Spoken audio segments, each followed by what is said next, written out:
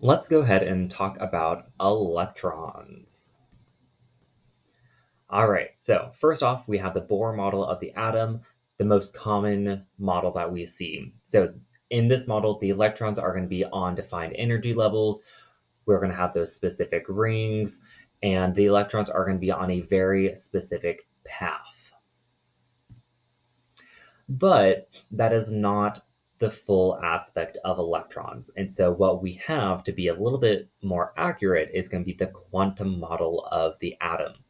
And in this case, what we're going to have is that we're going to have the electron cloud model, where we have orbitals of areas of probability where you're most likely to find an electron. So, our orbitals are going to be very specific shapes that we'll be able to look at, and we're able to be like, our electrons are most likely to be found here. And so these different shapes are able to take a variety of different areas.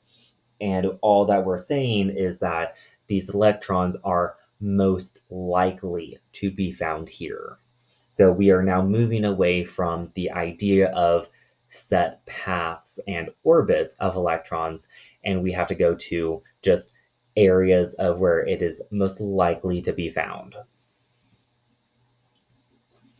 And so what this brings us are going to be orbital shapes.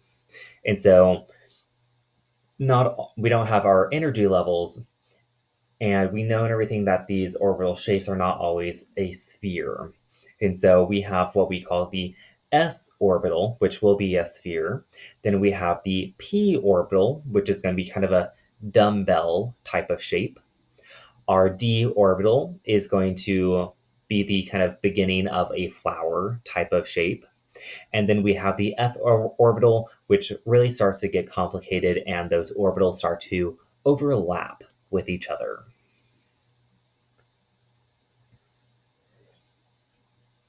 Now, each orientation can hold up to 2 electrons, and these different orbitals have a different number of orientations that they're able to have. So for the s orbital, we're able to have one orientation because it is going to be a sphere. Now, our p orbital, we actually end up with 3 orientations. And so as we are going through this, we need to think about the orbitals not as 2 dimensional, but as 3 dimensional, and being able to move those in our mind a little bit into our different shapes. And so our p orbital is able to have 3 orientations. We then have the d orbital, which is able to have 5 orientations. And then the f orbital is able to have 7 orientations. Now, making sure that each orientation can hold 2 electrons. So what we're going to do is that we're going to notate how many total electrons each orbital is able to hold. So because we have 1 orientation for the s, this means that the s orbital is able to hold 2 electrons in total. The p orbital is able to have 3 orientations. Each orientation can hold 2 electrons, so this means that we get 6 total electrons that are able to be held in the p orbital. Now, for the d orbital, it has 5 different orientations. Each orientation can hold 2 electrons for a total of 10 electrons total. And then our f orbital, having 7 orientations, this will be able to hold 14 electrons in total. So these are going to be the number of total electrons that each orbital is able to hold together. And now what this leads us to is going to be electron configuration. Now, electron configuration, it describes where all of the electrons are located in the electron cloud. Now, this is essentially a map of where the electrons are.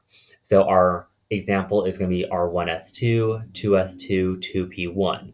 So this is going to be a map of where all those electrons are going to be located.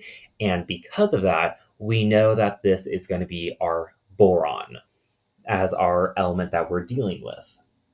And so as we go through this, as we get more comfortable with electron configuration, whenever we do a configuration, that is also essentially the identity of the element that we're working with as well,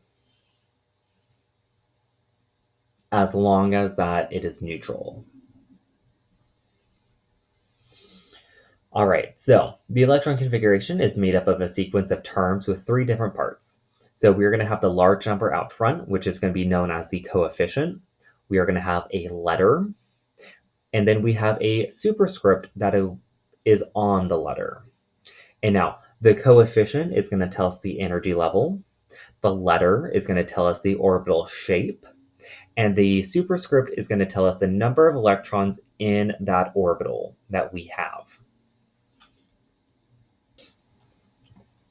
All right. Before getting into practicing with electron configurations, we need to know a little bit about the periodic table and the different sections that make it up.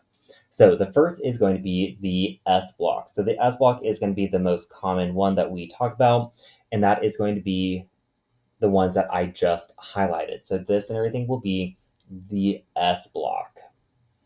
Now, the next block that we're going to work with is going to be the P block. And the P block is going to be these elements over here in this kind of section to the right. So that will be the P block or the P orbital.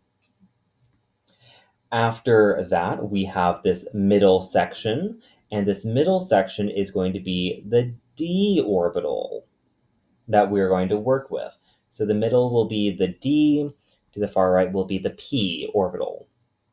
Now, the section at the bottom, we use fairly irregularly, so we're not going to use it a whole lot, but the section at the bottom is known as the F orbital. And the F orbital is going to be located down here at the very bottom. So we have the S orbital, we have the D orbital, we have the P orbital, and then we have the F orbital. Now, on the periodic table, we are going to have our energy levels, which are going to be located to the left. So this will be energy level 1, energy level 2, energy level 3, energy level 4, 5, 6, and 7. So those are going to be the different energy levels of our periodic table.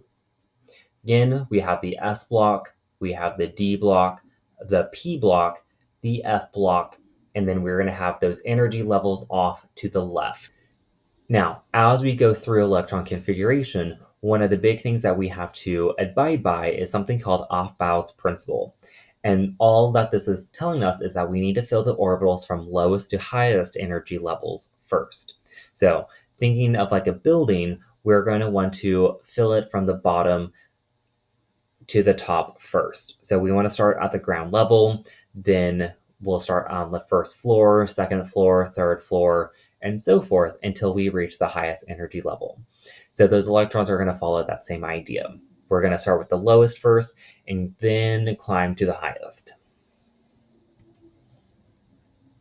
So while we are doing the electron configuration, it is going to be extremely important that we have a periodic table out and ready to go because we're going to use that in order to create our electron configuration.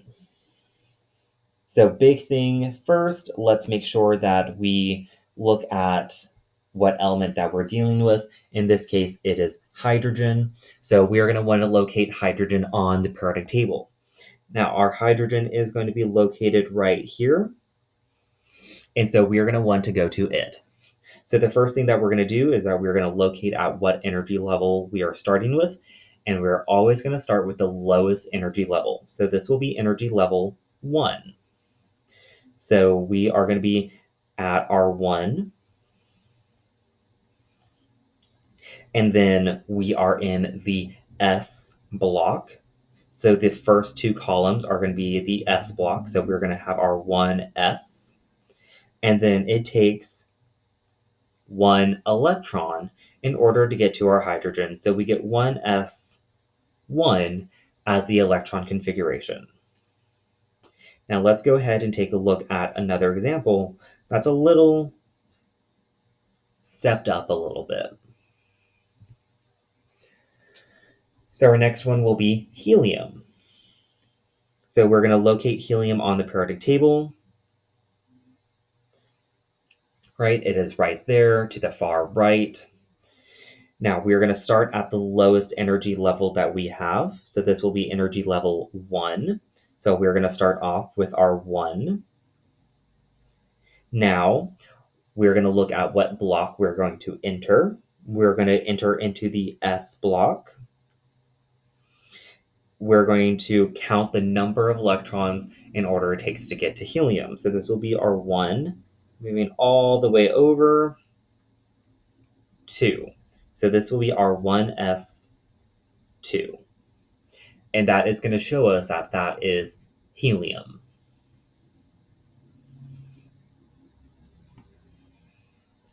Taking a look at our next example, we have lithium.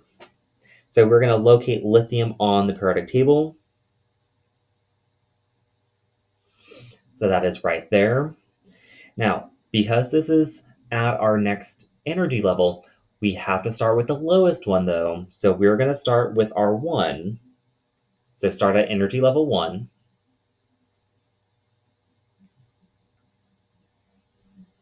We are going to enter into the S block. This will be able to hold our 2 electrons. Now, once we get to helium, we're kind of at the end of that sentence. We're at the end of the periodic table.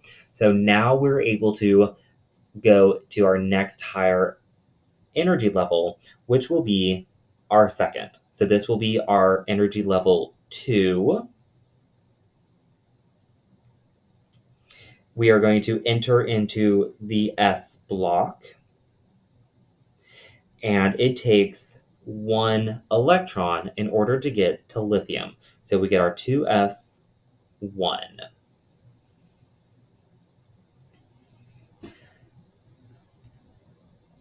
Taking a look at our next example, we have our Be, our beryllium. So we're going to locate that on the periodic table. We are always going to start at the lowest energy level, which will be 1. So this will be our 1. We are going to enter into the S block first. So we get our 1s. It's able to hold our 2 electrons. So we get our 1s2. Now that we're at helium, we can move to the next energy level, which will be energy level 2. We are going to enter into the S block again, and this time it's going to take 2 electrons to get to our beryllium. So we get our 2s2. Let's take a look at our next example of nitrogen. Right? So we're going to find nitrogen on the periodic table.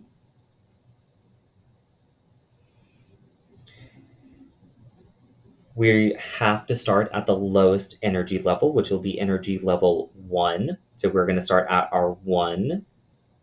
We are going to enter into the S block. It's able to hold 2 electrons. We're going to end with our helium. Now that we are ending with our helium, we're able to move to the next energy level of 2. We are going to enter into the S block, and it is able to hold 2 electrons. So we get 2s2. Now, continuing to read this over, we are still going to be in the second energy level, but we are going to be entering into the P block or the P orbital. And that is able to hold up to 6, but it only takes 3 electrons in order to get to nitrogen. So we get our 2p3 as the electron configuration. Let's take a look at another example. So taking a look at magnesium, we'll locate this on the periodic table. We have to start at our lowest energy level, which will be always 1. So this will be our 1. We enter into the S block. It's able to hold 2 electrons, so we get our 1s2. We're at the end of the periodic table. We're going to move down to the next energy level, which will be 2. We enter into that S block, so we get our 2s. It's able to hold 2 electrons. Now we're going to continuously move over. We're going to move to the right.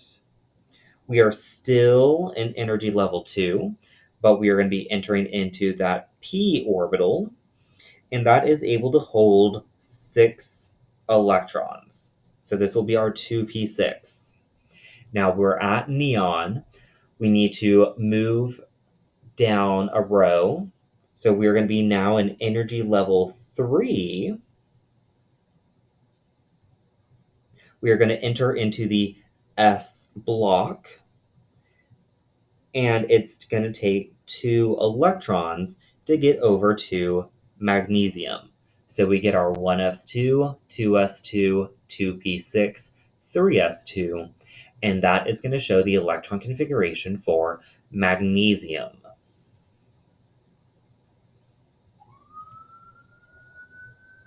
Let's go ahead and take a look at our Fe, so our iron. All right, so we're going to find this on the periodic table. It is located essentially in the middle of it. We're going to start at our lowest energy level of 1 right here. We're then going to enter into that S block, and it's able to hold our 2 electrons. So this will be our 1s2. We're going to drop down an energy level. We're going to enter into that S block. It's able to hold 2 electrons. So this will be our 2s2. Keep on reading all the way over. We're still in energy level 2, but we're entering the P block, and it is able to hold 6 electrons. So we get 2p6. Moving on down to energy level 3, we enter into that S block. It's able to hold 2 electrons, so we are going to get our 3s2. Continue to read this over. We are still in energy level 3, but we are entering that p orbital. It is able to hold 6 electrons overall, so we get our 3p6 here. Now, we're at argon. We can drop down to the next energy level, which will be energy level 4. We enter into the S orbital. It's able to hold 2 electrons, so we get our 4s2. Now, whenever we enter into the d orbital, so this and everything right here is going to be entering into the d orbital, we are going to drop down an energy level by 1. So this right here will be our 3d. So that will be our 3d right there. And then we're able to count our number of electrons the same as normal. So that'll be 1, 2, 3, 4, 5, and 6. So we get 3d6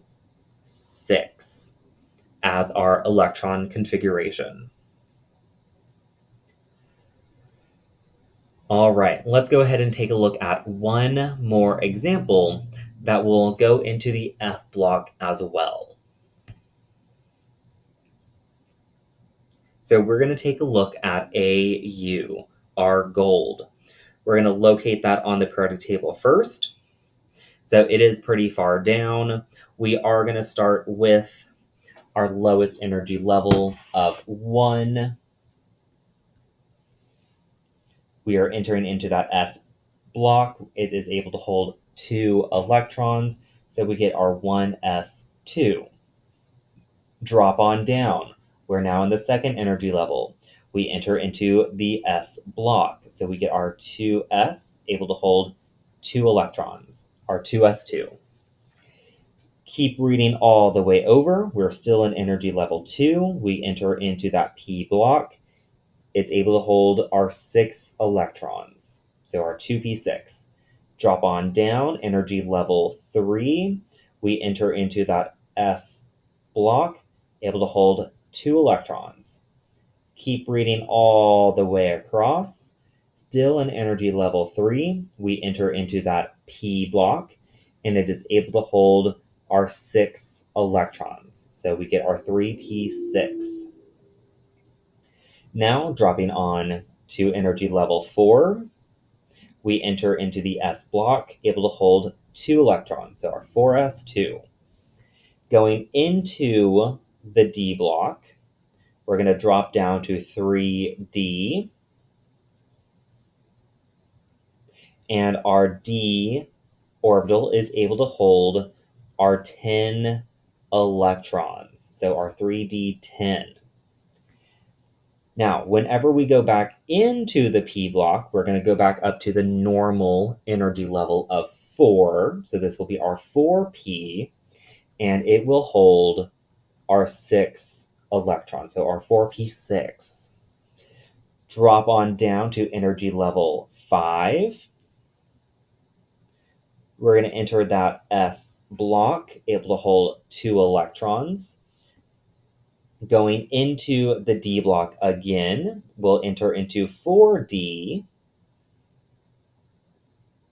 and that will be able to hold our 10 electrons. So our 4d10, we're going to go back into the p block, so back up to the normal energy level of 5, entering that p orbital, able to hold our 6 electrons. Drop on down to energy level 6. We're going to enter the s block, able to hold 2 electrons. Now, in this case, what we're going to do is that we're going to enter into the f block now. So we're going to go all the way down here. So this, very similar to the d block, is that it opens up more space, and what it is going to do is that it's going to drop our energy level by 2. So this right here will be our 4f. So this will be our 4f that we're going to put, and it is going to be able to hold 14 electrons.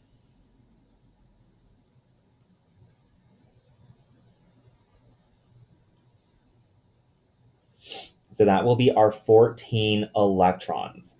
Now, depending on the periodic table that you have, it may look at everything at the bottom like it has 15, but one of those is going to be actually in the normal periodic table, and it's going to be considered the D block.